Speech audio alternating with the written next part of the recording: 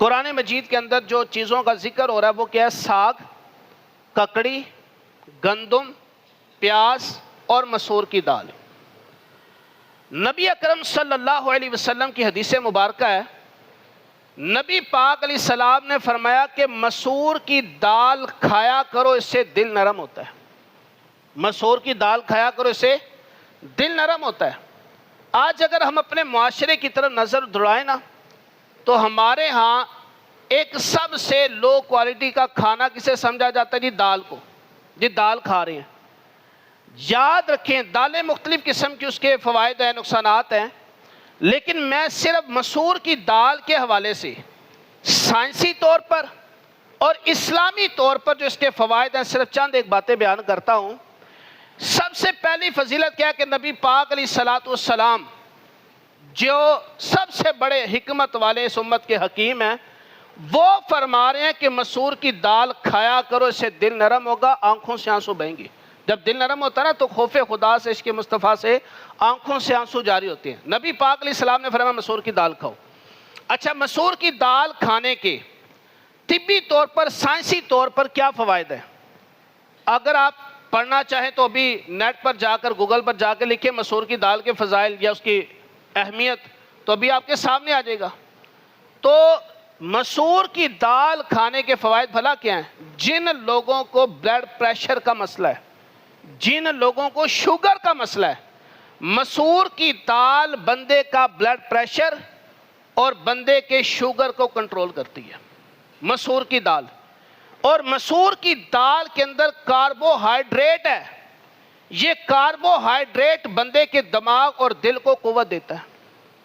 اور یہاں تک طبیبوں نے لکھا ہوا ہے کہ مسور کی دال 70 بیماریوں کا علاج ہے، 70 بیماریوں کا علاج ہے مسور کی دال کھانا۔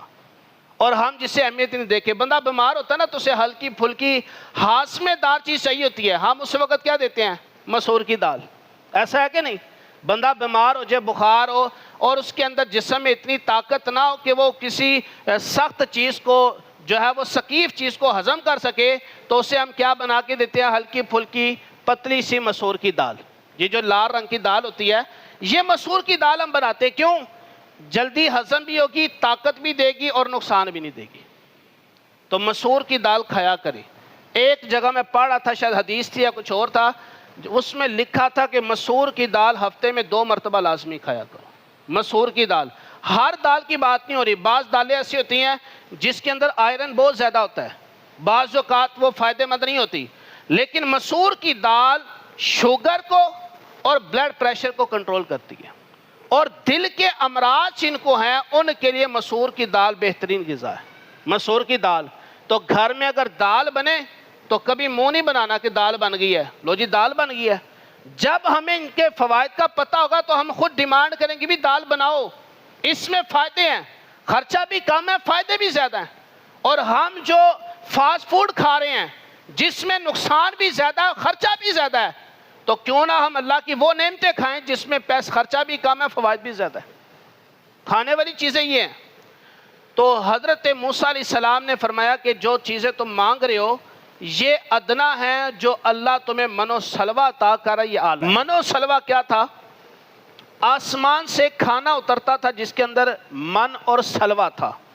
علماء نے لکھا ہے کہ من جو تھا نا ایک شہد کی طرح کوئی چیز تھی، اور سلوہ جو تھی وہ بٹیریں جو تھی نا، بھنی ہوئی بٹیریں، یہ تھا۔